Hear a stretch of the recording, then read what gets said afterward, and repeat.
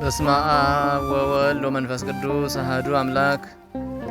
አመስራ ወሰኑ ለወርኃ ጥር በዛቲ ዕለት አይረፈ አብ አብይ ወክቡር ኮከበ ገዳም ቅዱስ አባ እንጦንዮስ አቡሆሙ ለኩሎሙ መነኮሳት።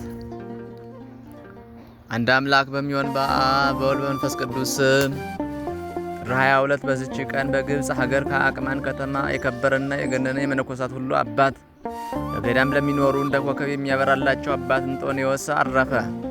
የዚህም ቅዱስ ወላጆቹ ንጹሐን ክርስቲያን ናቸው። እርሱም ከታናሽነቱ ጀምሮ ተንኮል፣ ሽንገላ በልቡ ውስጥ የለውም። ከወላጆቹም ጋር ወደ ቤተ ክርስቲያን ሄዶ በቆረበ ጊዜ ከሕፃናት ጋር በመጫወት ከቶ አይሳሳቅም ነበር። ጥቂት ባደገም ጊዜ ራሱን ዝቅ አድርጎ ለወላጆቹ ይታዘዝ ነበር። 7 ዓመትም በሆነው ጊዜ ቤተ ክርስቲያን መጻሕፍትን ተማረ። ያን ጊዜም የእስክንድርያ ሀገር ሊቀ ጳጳሳት አባት ዮናስ የተሾመበት ዘመን ነበር። የእንጦንዮስንም ወሬውን ሰምቶ መልእክተኞችን ልኮ ወደ እርሱ አስመጣው። ባረከውና ስለ እርሱ እንዲህ ብሎ ትንቢት ተናገረ። ይህ ሕፃን በእግዚአብሔር ፊት ታላቅ ይሆናል፣ ዜናውን በዓለሙ ሁሉ ይወጣል። እጁንም በላዩ ጭኖ ዲቁና ሾመው። ከዚህ በኋላ ወላጆቹ በሞቱ ጊዜ ታናሽ ብላቴና እህት ትተውለት ነበር። ከ7 ወር በኋላ እንደ ልማዱ ወደ ቤተ ክርስቲያን በሄደ ጊዜ መንፈስ ቅዱስ ፍቅር በልቡ አደረበትና በሐሳቡ በዓለም የሚሰራውን ሁሉ አባቶቻችን ሐዋርያት ሁሉን የዓለምን ሥራ ትተው ጌታችንን ኢየሱስ ክርስቶስን እንዴት ተከተሉት በሐዋርያት ሥራ መጽሐፍም እንደተጻፈ ጥሪታቸውን እየሸጡ የሽያጩንም ዋጋ በሐዋርያት እግር ስር ያኖሩትን አሰበ። እግዚአብሔር በሰማያት ያዘጋጀላቸው ዋጋቸው ምን ያህል ይሆን አለ። ይህም ሐሳቡ በልቡ ውስጥ የሚወጣ የሚወርድ ሆነ። ከዚህም በኋላ ወደ ቤተ ክርስቲያን ሄደ። የክብር ባለቤት ጌታችንን በከበረ ወንጌል ባለጸጋው የተናገረውን ሰማ። እንዲህ ሲል፣ ፍጹም ትሆን ዘንድ ከወደድክ ሂድ፣ ጥሪትህን ሁሉ ሽጠህ ለድሆች ስጥ፣ በሰማይም ላንተ ድል አድርገው፣ መጥተህም ተከተለኝ ያለውን አሰበ። ከእግዚአብሔር ዘንድ ይህን ልዩ ሐሳብ አግኝቶ ይህ ቃል ስለ እርሱ እንደተነገረም አሰበ። በዚያን ጊዜም ከቤተ ክርስቲያን ወጣ። ለአባቱም ያማረ ሰፊ ምድር ነበረው። ለሀገሩም ሰዎች ሰጣቸው። ለእርሱ የተውለትንም ጥሪታቸውን ሁሉ ሽጦ ለድሆችና ለችግረኞች ሰጣቸው። እህቱንም ወስዶ ከደናግል ገዳም አስገባት። በዚያንም ወራት የምንኩስና ሥርዓት አልተገለጸም ነበር። እግዚአብሔርንም ለማገልገል የሚሻ ከመንደር ጥቂት ወጣ ብሎ ብቻውን በመቀመጥ በጾም በጸሎት ተወስኖ ይጋደላል። የከበረ እንጦንዮስም እንዲሁ አደረገ። ሰይጣናትን በስንፍናና በዝሙት ጦር የሚዋጉት ሆኑ። በሕልሙም የሴት ገጽ በማሳየት አብራውም እንደምትተኛ ያደርጓታል። ከዚህ በኋላ በባህር ዳርቻ ወዳለች የመቃብር ቤት ሂዶ በዚያ የሚኖር ሆነ። በላዩ ባደረ በእግዚአብሔርም ረድኤት በተጋድሎ በረታ። ምግቡንም ከዘመዶቹ ወገን ያመጡለት ነበር። ሰይጣናትም ሲጋደል አይተው ቀኑበት። ታላቅ ድብደባንም ደብድበው ጥለውት ሄዱ። ዘመዶቹም ሲመጡ እንደሞተ ሆኖ ወድቆ አገኙት። ተሸክመውም ወደ ቤተ ክርስቲያን ወሰዱት። ጌታችንም አዳነው። በነቃም ጊዜ ወደ ቦታው ተመልሶ ይጋደል ዘንድ ተጋድሎውን ጀመረ። በዚያን ጊዜ ሰይጣናት ወደ እርሱ ሲመጡ አያቸው። በአራዊት አምሳል በአንበሶችና በተኩላዎችም የተመሰሉ አሉ፣ በእባቦችና በጊንጦችም የተመሰሉ አሉ። ያስፈሩትም ዘንድ አንዱም በአንዱ በላዩ ተነሳሱ። እንጦንዮስም በእኔ ላይ ለእናንተ ሥልጣን ካላችሁ ከእናንተ አንዱ ያሸነፈኝ ነበር ብሎ ዘበተባቸው። ወዲያውኑ እንደ ጢስ ተበተኑ። በሰይጣናትም ላይ ድልን እግዚአብሔር ሰጥቶታልና። ሰይጣናትም ከሚያመጡበት መከራና ስቃይ አረፈ። ምግቡንም በየዓመቱ 2 ጊዜ ያበስላል፣ በፀሐይም ያደርቀዋል። ወደ በዓቱም ማንም እንዲገባ አያሰናብትም። የሚሻውም ሁሉ በውጭም ይቆምና ድምፁን ይሰማል እንጂ። 20 ዓመትም እንዲህ ታላቅ ተጋድሎን እየተጋደለ በገድል ተጠምዶ ኖረ። ከዚህ በኋላ ፍጹም የሆነ እግዚአብሔርን መፍራትንና አምልኮቱን ለሰዎች ወጥቶ ያስተምር ዘንድ እግዚአብሔር አዘዘው። ስለዚህም ወደ ፍዩም ሀገር ወጥቶ ብዙዎች ደቀ መዛሙርትን ሰብስቦ አስተማራቸው። በእግዚአብሔርም ሕግ አጸናቸው። ደቀ መዛሙርቶቹም በውስጣቸው የሚኖርባቸውን ብዙዎች ገዳማት ተሰሩለት። ስለ ሃይማኖትም ስደት በሆነበት ወራት በሰማዕትነት መሞትን ወዶ ወደ እስክንድርያ ሀገር ሂዶ በክብር ባለቤት በጌታችን በኢየሱስ ስም ታመነ። ከቶም አልያዙትም። በክርስቶስም ስም የታሰሩ እስረኞችን በመጎብኘት ቢያረጋጋቸውና ቢያጽናናቸውም አልያዙትም። መኮንኑም እንደማይፈራ ባየው ጊዜ ከፍርድ አደባባይ ውስጥ እንዳይታይ አዘዘው። እርሱ ግን ሁልጊዜ መታየቱን አልተወም። እንዲያሰቃየውና በሰማዕትነትም እንዲሞት የሚያስቆጣውን ነገር ይናገረው ነበር። መኮንኑም በእርሱ ላይ ምንም ክፉ ነገር አላደረገም፣ አምላካዊት ኃይል ከልክለዋለችና። ሊቀ ጳጳሳት ጴጥሮስ ለሰማዕታት ፍጻሜ ሆኖ የመከራው ወራት ካለፈ በኋላ እንጦኒ ወደ ገዳሙ ተመለሰ። ይህም በአምላክ ፈቃድ ሆነ። የሚለብሰውም ማቅ ነበር። በዘመኑ ሁሉ ገላውን በውሃ አልታጠበም። ብዙዎች በሽተኞችም ወደ እርሱ ይመጣሉ፣ በላያቸውም ሲጸልይ ይድናሉ። ብዙዎች ሕዝቦችም ትምህርቱን ሊሰሙ ወደ እርሱ ሲመጡ ባያቸው ጊዜ ብቻውንም ይኖር ዘንድ እንዳልተውት አይቶ ከእርሱ ስለሚደረገውም ነገር ልቡ እንዳይታበይ ፈራ። እነርሱ ወደማያውቁት ቦታ ወደ ላይኛው ግብጽ ይሄድ ዘንድ ወዶ ወደ ባህሩም ወደብ ደርሶ መርከብ እየጠበቀ ተቀመጠ። ከሰማይም ወደ እርሱ ቃል መጣ፣ እንዲህም አለው፣ እንጦንዮስ ሆይ ወዴት ትሄዳለህ? ከዚህስ ምን ትሻለህ?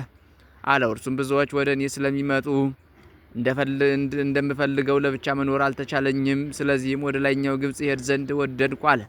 ያም ቃል መልሶ እንዲህ አለው፣ ወደ ላይኛው ግብጽ ብትሄድ ድካምህ ደግሞ እጥፍ ይሆናል። ብቻህን መኖር ከወደድክ ግን የ3 ቀን ጎዳና ያህል ወደ ውስጠኛው በረሃ ተጓዝ።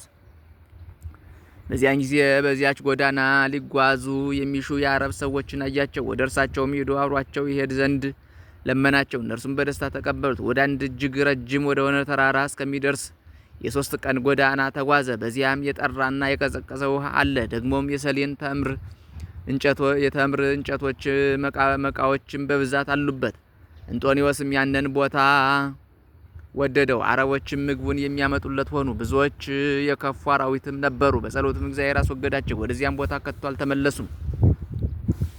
አንዳንድ ጊዜም ወደ ባህሩ ዳርቻ በመውጣት ደቀ መዛሙርቶችን ጎብኝቶና አረጋግቶ በበረሃ ውስጥ ወዳለው ቦታው ይመለሳል።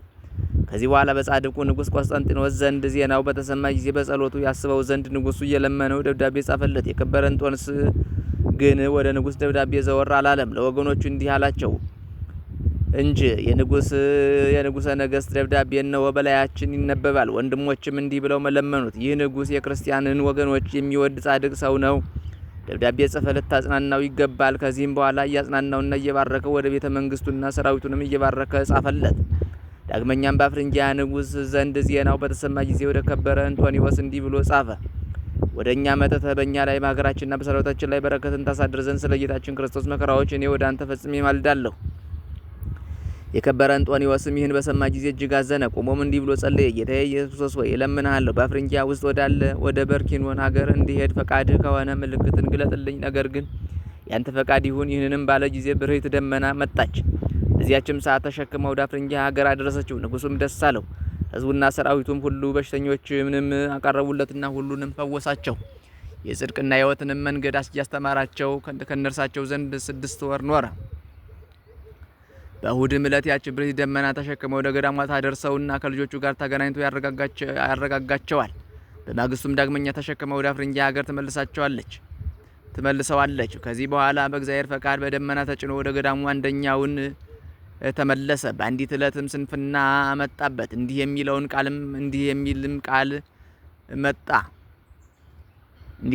ቃል መጣ። ታይ ዘንድ ወደ ውጭ ውጣ። በወጣ ጊዜ መልአኩን አየው። በላዩም የምንኩስና ልብስ አለ፣ መታጠቂያ፣ ቅናት፣ የመስቀል ምልክት ያለው ቀሚስ፣ በወገቡ ማስኬማ፣ በራስ ቁር አምሳልም በራሱ ላይ ቆብ አለ።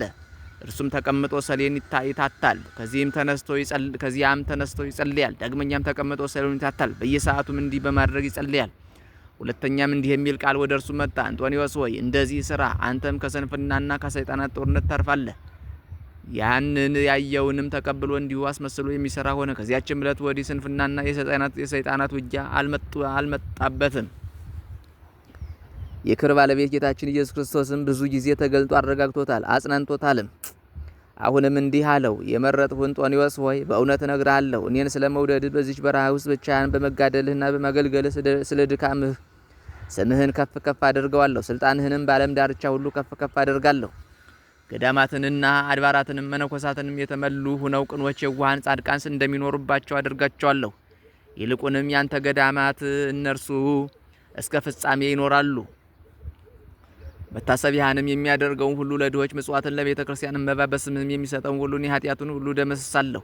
ከቶ ስቃይን አያትም። በውስጡ ስጋ የሚቀበርበትንም ገዳም እጅግ ከፍ ከፍ አደርገዋለሁ። በውስጡም እንደ መላእክት የሆኑ ደጋጎች መነኮሳት እንዲኖርበት አደርጋለሁ። ከእርሳቸውም እስከ ዓለም ፍጻሜ አለቃ የሚሆን አይታጣም። የምድር ነገስታት መሳፍንትና ሹማምንት ለገዳምህ እና ፍለጋህን ለሚከተሉ ልጆችህም እጅ መንሻ ተሸክመው እንዲመጡ አደርጋለሁ። ጌታችንም ይህን ከተናገረ በኋላ ከእርሱ ዘንድ ወደ ሰማያት በታላቅ ክብሩ አረገ። አባ እንጦኒም ፈጽሞ ደስ አለው። ከዚህ በኋላ ስለ ቤተ ክርስቲያን መፍረስ እንዲህ ብሎ ትንቢት ተናገረ። መናፍቃን በላይዋ ይሰለጥናሉ። ከዚህም በኋላ ወደ ቀድሞ ስርዓቷ ትመለሳለች። ዳግመኛም ስለ መነኮሳት እነርሱ እጅግ እንደሚበዙ ገዳሞቻቸውንና አድባራቶቻቸውን በመተው ወርደው ከዓለማውያን መካከል በከተሞችና በቦታዎች ውስጥ እንደሚኖሩ ስላለም ፍጻሜም ትንቢት ተናገረ። ይህም አባ አንጦኒዎስ አባ መቃርስን አስኬማንና የምንኩስና ልብስን ያለበሰው ያረጋጋውና ያጽናናው ከእርሱ የሚሆነውንም ያስረዳው ደቀ መዝሙሩና ልጁ ስለሆነ ከዚህም በኋላ የገዳማውያን አለቃ ወደ አባ ቡላ ሄደ። እርሱም ለስጋው ያሰበና በሐዋርያው አትናቴዎስ ልብስ የገነዘው ነው። እረፍቱም እንደቀረበ ባወቀ ጊዜ በትሩን ለልጁ ለአባ መቃርስ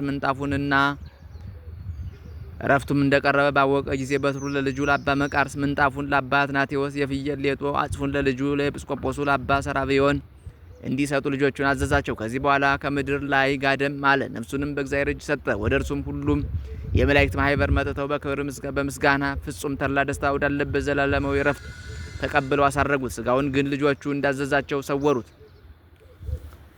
እርሱ የቅዱሳን ሰማዕታትን ስጋቸውን የሚገልጡትን ይገስጻቸው ነበርና ስለ እነርሱ ስጋ ብዙ ገንዘብ እስከ መቀበል ደርሰው ዓለማዊ ጥሪት ያደርጉታልና።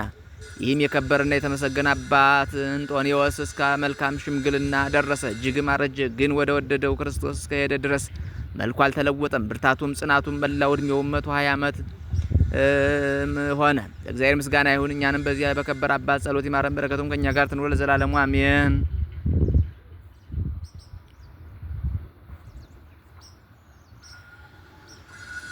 ሰላም ለብህታ ወየከ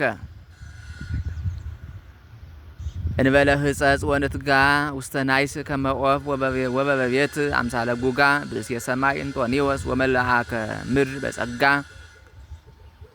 ለቤተ ብለንየ እንዘ ያስተራኩስ ህጋ መዋይለ ህይወቱ በማይ ተሐጽበ ስጋ። በዚህችም ዕለት የማፍን ኤጲስቆጶስ ሚናስ መታሰቢያው ነው። በረከቱም ከእኛ ጋር ትኖር ለዘላለሙ አሜን።